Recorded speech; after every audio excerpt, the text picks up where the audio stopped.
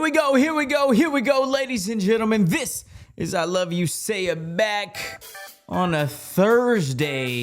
Happy Thursday to you. I'm Vic D. Let's go.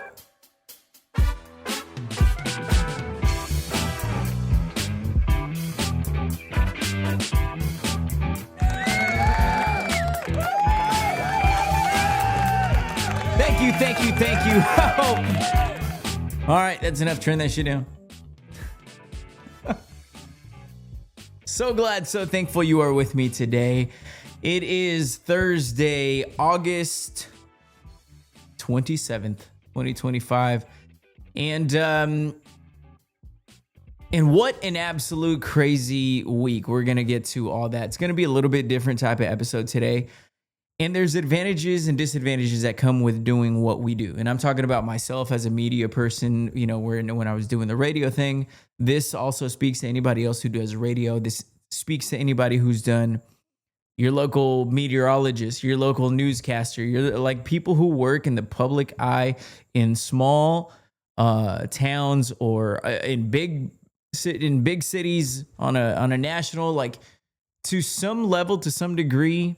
We all kind of go through this, and there's a lot of great things that come from it.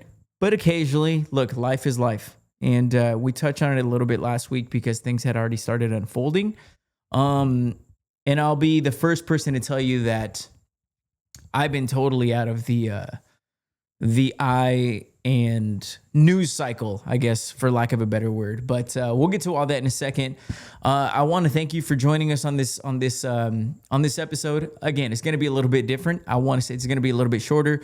We're not going to do quite as many segments. We're not going to do any of that stuff. I feel a responsibility because you give me your time every week. You've given me so much. And when things like what we're about to talk about happen, there's a level of connection that this isn't. I didn't start doing this podcast out of nowhere. I started doing this podcast after years of doing radio and becoming friends with a lot of you guys. And I feel like a lot of you guys genuinely are invested in care, and as I am in a lot of your lives too. So we're going to clear the air on everything that's been going on simply because I feel like I have to. And I think we're at a good place to do so. More importantly than anything. So we'll get to all that. Want to remind you, if you haven't subscribed, and all that good stuff on Spotify, please subscribe to our channel. On YouTube, please subscribe wherever you listen, on Spotify, on Apple, on whatever it is that you listen to. Do all that good stuff. Follow us on socials at ILY Say It Back Pod, and I am at Vic D Radio. Folks, I want to start with this because I debated. I was like, should I go in there and do a podcast? I was like, should I go in there? Should I even do one? Should we just punt this week and then get back into it the following week after we have a little bit more of a clear head. I've actually got a chance to get into the news cycle and see what you guys are talking about, what's going on in the news. And I thought, once I made the decision, yes, I was like, well, then how am I going to do it? What am I going to do? What am I going to talk about? How am I going to address it? How much do I want to talk about it? How much do I feel comfortable sharing? This is deeply personal stuff that we're in life, you just kind of go through. And I'll tell you an advantage to what I do, right? And this applies also to the people that I just referenced to, other radio people, other people who work in media in your local, the people that you watch in the morning news, people that you listen to on your morning drive, they're all going to go through this. I'm sure they already have. They've been doing it longer than I did, and I'm doing it. So then I was like, I know the type of people that I'm going to talk about would want me to do. This is exactly how they live their life. This is exactly how they saw things, did things. It's work, it's love, it's enjoyment, it's being people. So last week we talked about how I was like, I was kind of going back and forth with my dad.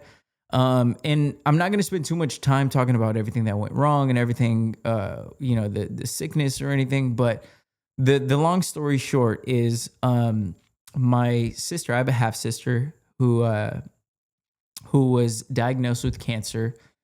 I believe it was 17 months ago. And I'm going to be very ambiguous with a lot of the details simply because I don't want to leave anything out and I don't want to get anything wrong. But it was a cancer diagnosis, and I'm only going to say things that I know are already out there, whether they've been talked about on Facebook or whatever. So I didn't talk about details much on my socials, just out of respect for my family, the process and everything, and things that are going on. But this past Friday, August 1st at 11:40, I got a phone call, and I got word that she had passed.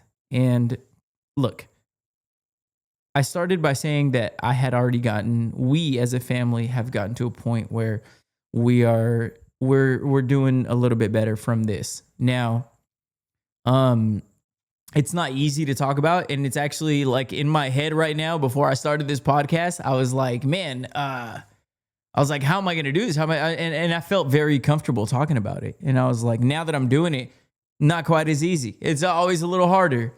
But this is where this is the benefit of kind of the duality of what we do. So listen, as a media person, as a person who's worked in radio, who now does this, it's you get so much love. You get so much love. You get so much celebration for your accomplishments and your career and your life highlights. Right. And frankly, that's what we show, right? If I ask you right now, what do you post on your Instagram? Are you talking about the time that you got fired? Are you talking about the time that you got dumped?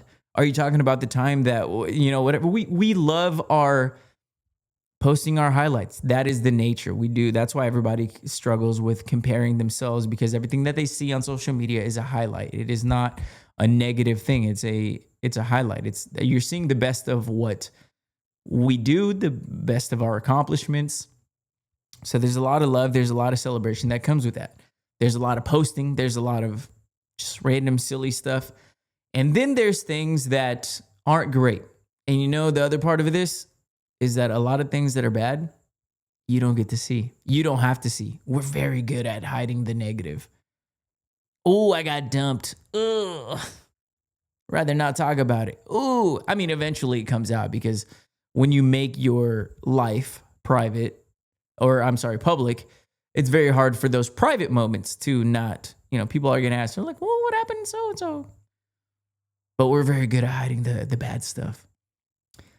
Now, when those things typically tend to happen, I've gotten a lot of rejections. I had a lot of conversations with a lot of radio stations and things like that. And I've had conversations that didn't go great. I've had conversations where I've turned down. And it's weird. I can't believe how many. I don't want to take this too far, but like, there's been a lot of opportunities that I've rejected, and those conversations don't go great. But you never get to see that. You guys don't know. It's probably the first time you're hearing about that. And then there's things in our personal lives that happen that are big.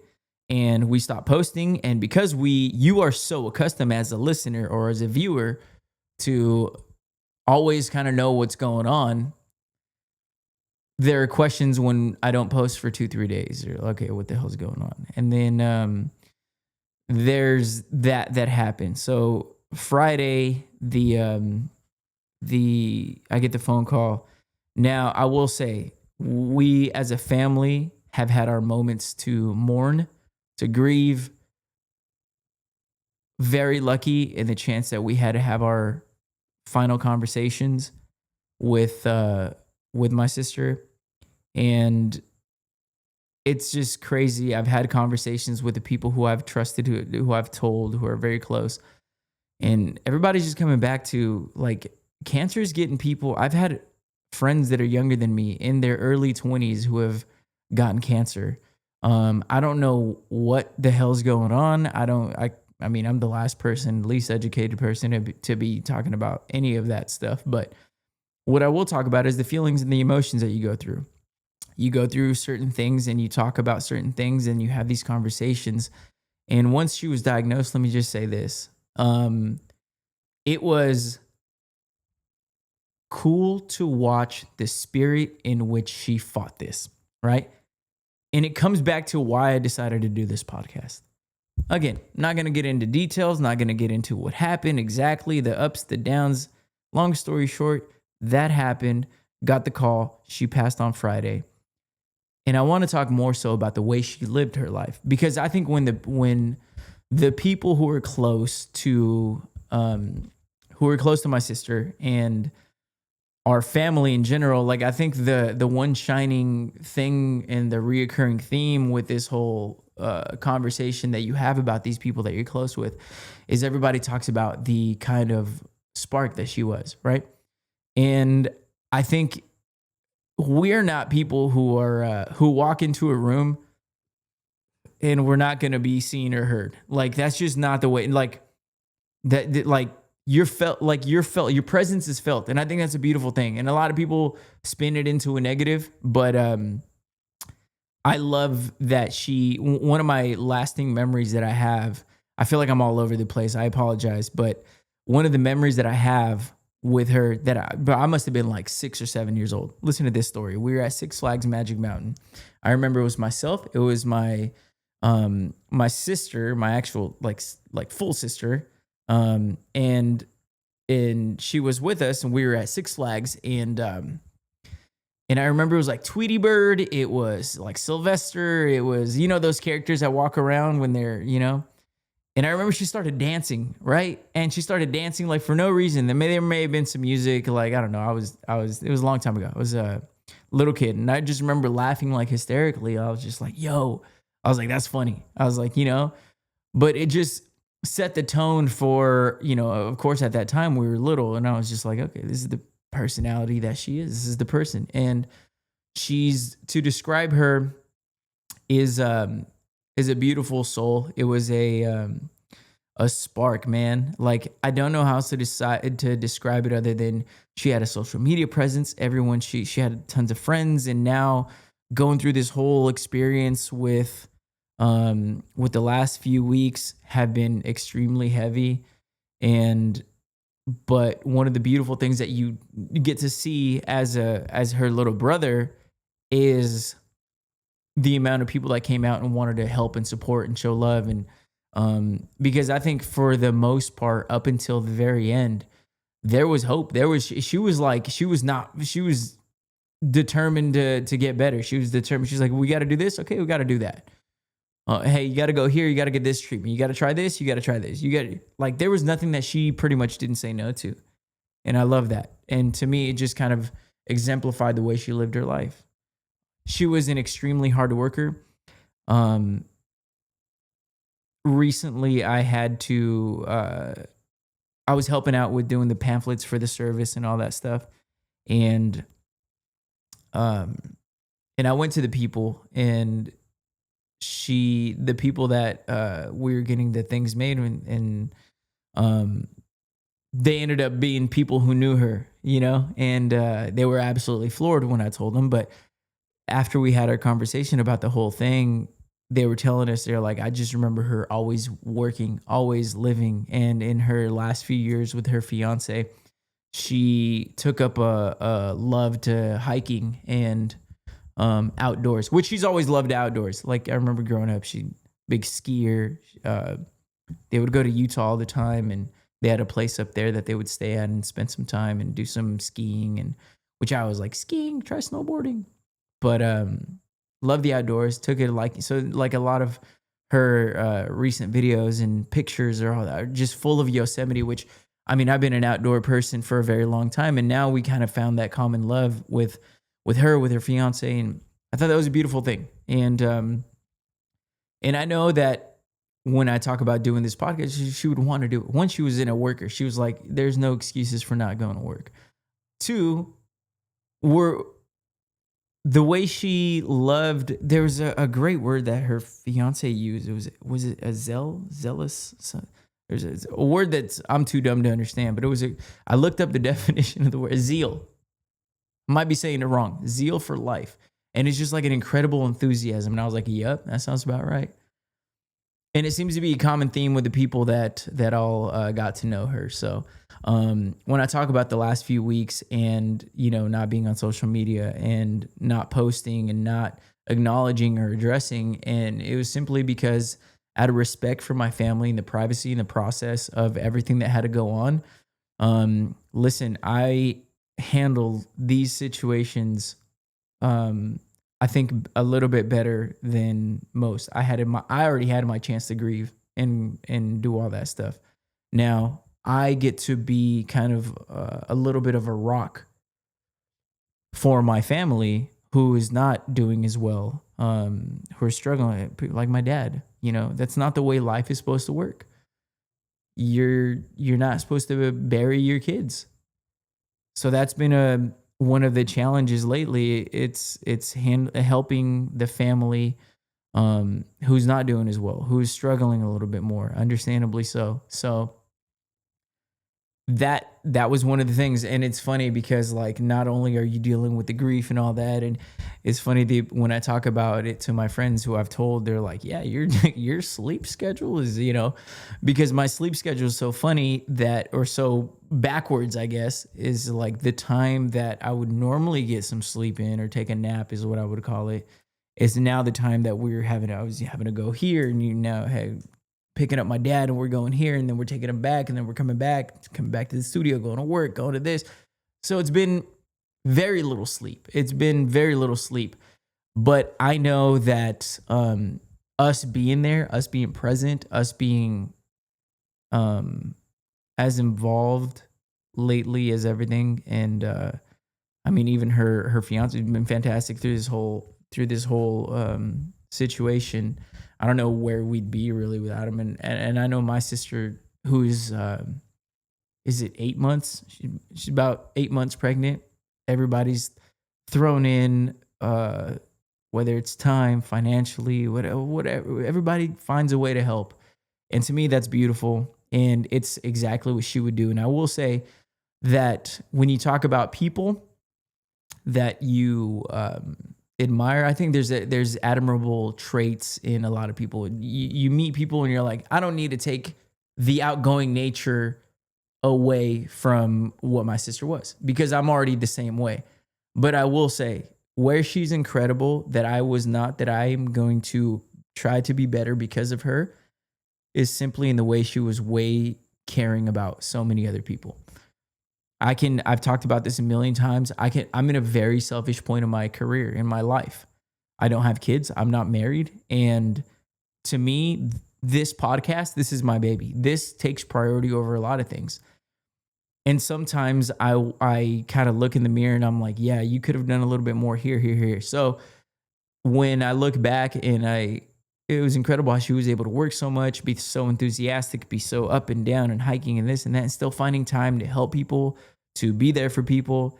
And in so many ways, that's what I want to take away from her life, and the zeal. I'm going to add that to my vocabulary. I'm going to be like, you live with a lot of zeal. So there's that. Now, unfortunately, just to kind of put a bow on that's been one of the big things. And again, nothing that I said hasn't been said publicly, and I didn't speak about it till now. It's getting ready to go. We're having the funeral service coming up here in the next 24 hours or so. So, like I said, I stayed quiet simply because, out of respect for the family, the process, and everything that had to go on. And frankly, I wasn't ready to talk about it. But I feel like, we're going on a week now. We've had our time to grieve, and there's that. Second, unfortunately,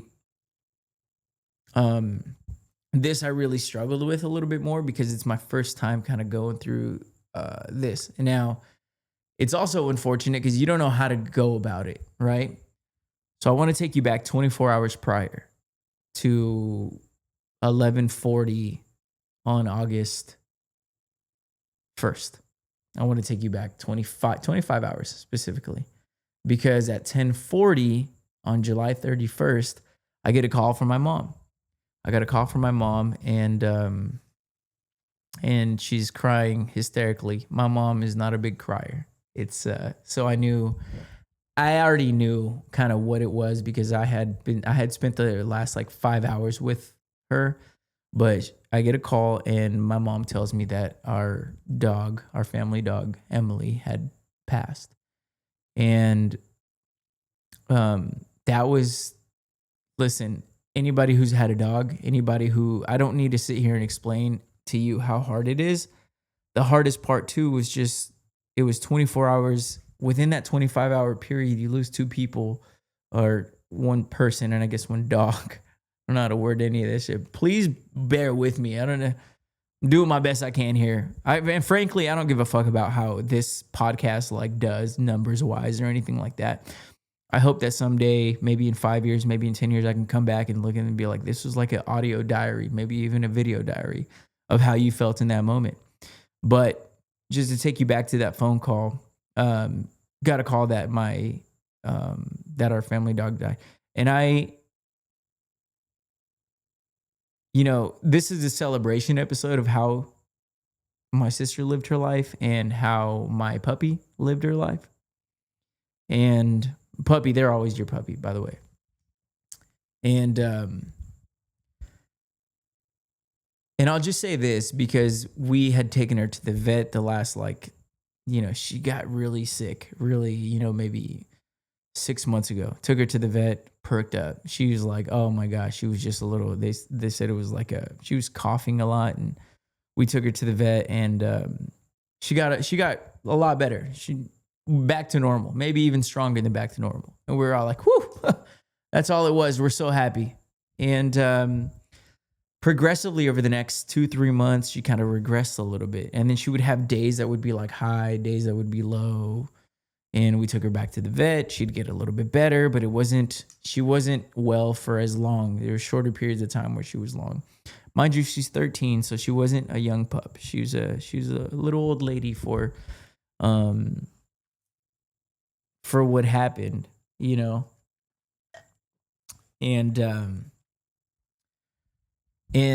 I know I'm gonna struggle with this, but I'm gonna be good through it. I went to my mom's and I saw her laying down, and I just knew like this was the day. I knew it. I saw her. When you know a puppy for as long as you just know, you're like, okay. And you almost kind of come to grips with the fact that you're like, I don't want you. We've tried all the medicine. Now the medicine seems to be hurting you because you throw it back up. You're not accepting. Your body's done. She's done eating. She's not, consuming. She's not doing any of this stuff. And again, it was hard because I saw her. And folks, let me just remind you real quick. I'm like severely allergic to dogs, meaning my eyes are going to water, meaning my skin is going to itch. I'm going to be like messed up. But for some reason, Emily, I always was very cautious with her, washed my hands immediately, took all the precautions so that I could love up on her. And I saw her and I sat down with her knowing, I was like, this is it. I even texted some of my buddies. I was texting Joel and I was texting a couple other people. I was like, bro, this is it for Emily. This is it. And I knew it. And I mentally prepared myself. I said my goodbyes. And the message that I gave her that really switched, it was just, you go from like being positive and encouraging to like, stop the pain, So I'll leave the sadness there. I spent the 3-4 hours with her on the floor, sitting there, just kind of comforting her.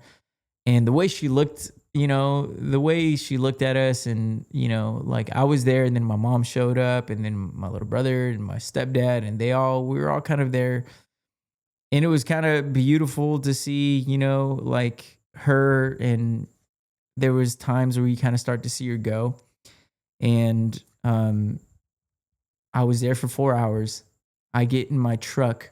I drive down to go see my dad. 10 minutes after I leave, I'm halfway to my dad's, and that's when I get the call, turn back around, crying hysterically. It was just, as you could imagine. Again, I'm not going to go down that road. But again, similar to what we talked about with my sister is the celebration of how they lived. And one thing that I took away from Emily, it was she was a First of all, she was like a little chihuahua. And she never bitched. She never complained. She um never gave trouble. She was like, there was years, that she, like, never bitch, never complain.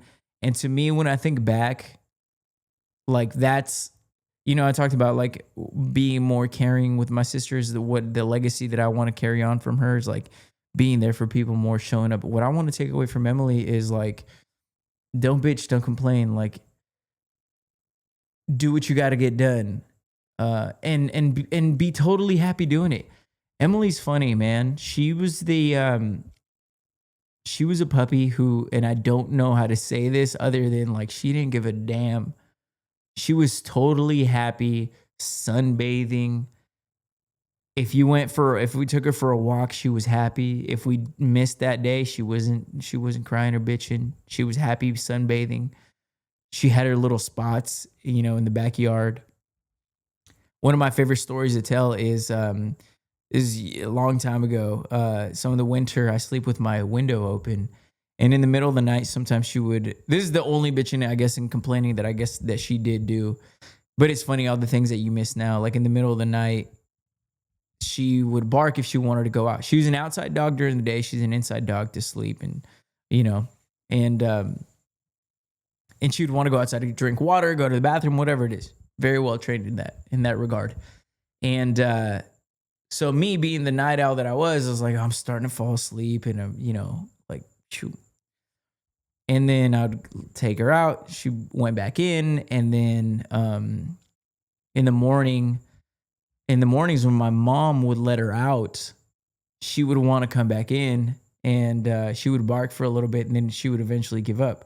Now she knew exactly where my window was, and because I left the window open, I think she could smell like your body. She could smell your scent.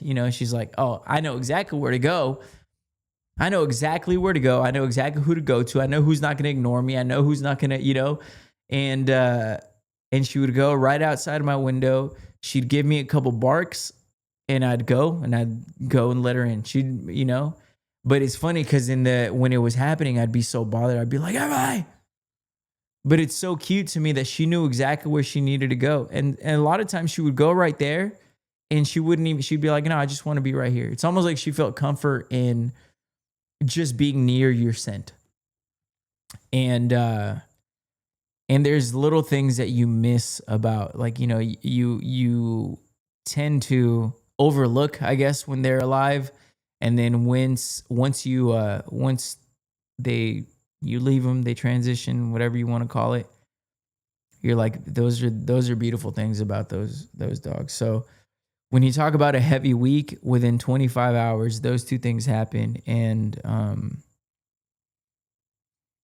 they're not easy. They're not easy things, especially in the moment. Now, I'm trying to think of how I could even wrap this up. I'm trying to think of how I can even put a bow on this whole thing, but there's so much more that I want to say. There's so much more that I feel, but I know that both of them would be like, man, shut the, we're doing a podcast. You're doing it. We're working. We're doing, and like again, my favorite new word, the zeal for life that they both live with.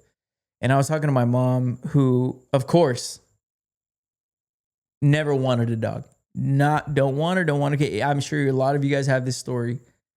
We're not going to keep her. We don't want the dog. We don't. No. Oh my gosh. If you guys could see how heartbroken my mom was. Funny. It's like, oh, all of a sudden, huh? But I forgot where I was even going with that story. But yeah, it's can I tell you something real quick? And this is a serious conversation that I really thought about, and I sent it to a few of my friends who are dog owners. Do you think, let me preface this by saying I think a lot of you guys are going to be like, yes, you're an idiot for even asking this question. But I seriously contemplated it, and I'm seriously contemplating it. Do you think that the pain of losing a dog is worth like owning one. I'm being so dead serious. And I know a lot of you guys are like, I can never imagine living without my Fluffy, or like, I know that. But boy, I tell you, the pain, I don't know. I truly, like, the pain hurt so bad that it made the previous 13 years almost seem like it wasn't worth it. As happy as she made us, as much love as she gave us, as all this. And I know the correct answer is like absolutely yes, because there's a quote out there that somebody said, that they said, the only way to prevent the pain of losing a dog is to never own one ever in your life. And what a sad life that is. Absolutely true. I even tried to convince my mom about this. I was like, there's a beautiful quote about this. She's not buying it. And frankly, at least in the moment, like, I don't think I'm buying it either. That pain, to watch their eyes, to watch them like wonder, you're like, what is happening to me? Why do I not feel good? Why am I not running around? Why am I not being myself? Why am I not hungry? Oh, when they stop eating their treats. When they stop, like all that, like, it's a serious question, which I think a lot of you guys are gonna hate me for. Do you think it's stupid that I'm even asking? But I'm dead serious. If you're curious or you wonder how bad that hurt, it was 13 years worth of pain. Like, I don't know. I don't know. Maybe somewhere down the road, I do find it in me to want a dog, to, whatever. I'm in a unique situation anyways, because I'm allergic to them. So, but the pain was bad. And yeah, so I'm going to try to live my life taking those two things from those two very special person and dog. My sister, her kindness towards others, her caring nature towards others. It wasn't even a situation where she even thought about it. And I find myself sometimes, I'm like thinking selfishly when it comes to that. I'm like, my schedule is way different than everybody else. They don't understand. I just try to make a little bit more effort. And Emily just never bitching, never complaining, always living. And you know what's funny is that these dogs, I also told, this is what I was trying to get at earlier. Dogs, so I have golf, I have my friends, I have baseball, I have this podcast, I have you, I have my mom, my dad, my family, my nephews. I have so many things in my life that bring me joy. I have so many, like, sports betting. I know it sounds silly, but it's the little things that you're like, oh, I look forward to these big sporting events, or I look forward to a golf tournament, or I look forward. And I truly love these things that I truly can tell you that they bring me joy to my life. Dogs have you. And that's more than enough for them. They're probably happier feeling your love, feeling your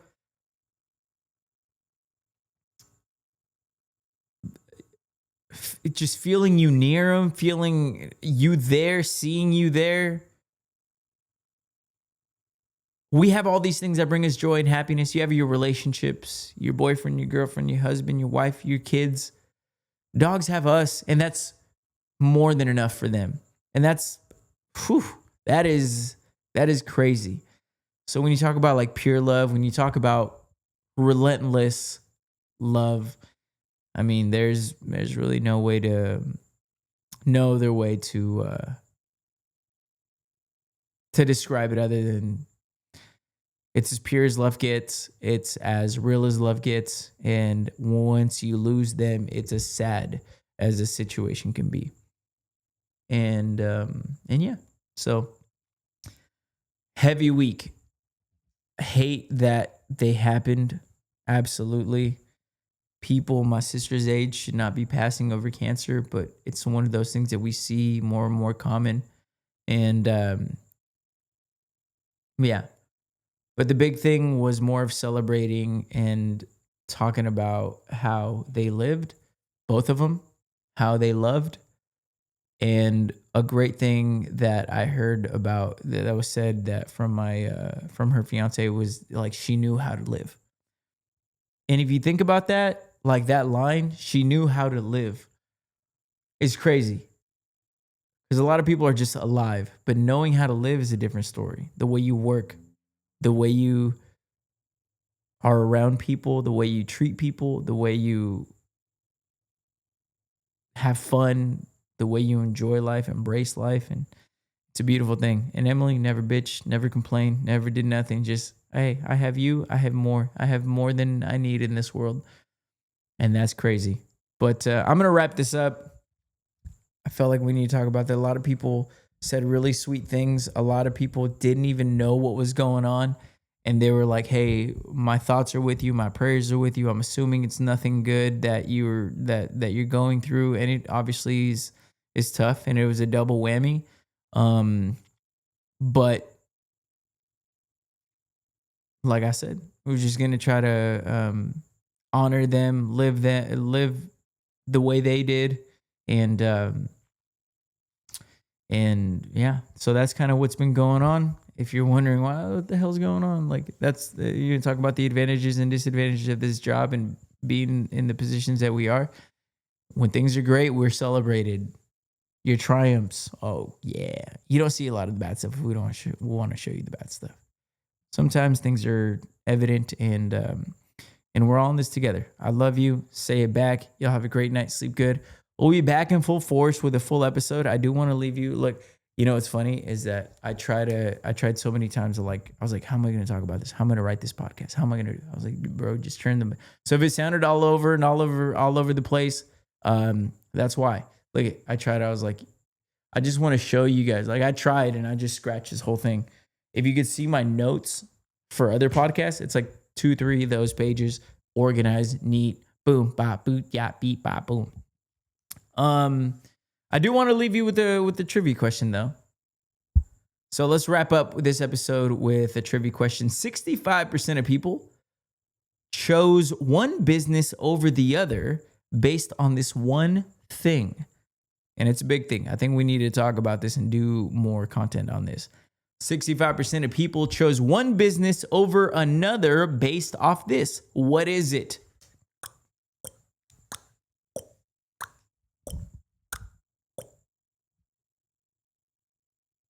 Bathrooms. The bathroom, folks. I think bathrooms are overrated. Bathrooms are underrated when it comes to establishment. I don't know why I got hiccups right now. Bathrooms are underrated when it comes to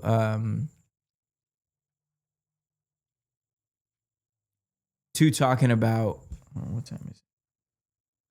When it comes to establishments, businesses, restaurants, and all that stuff.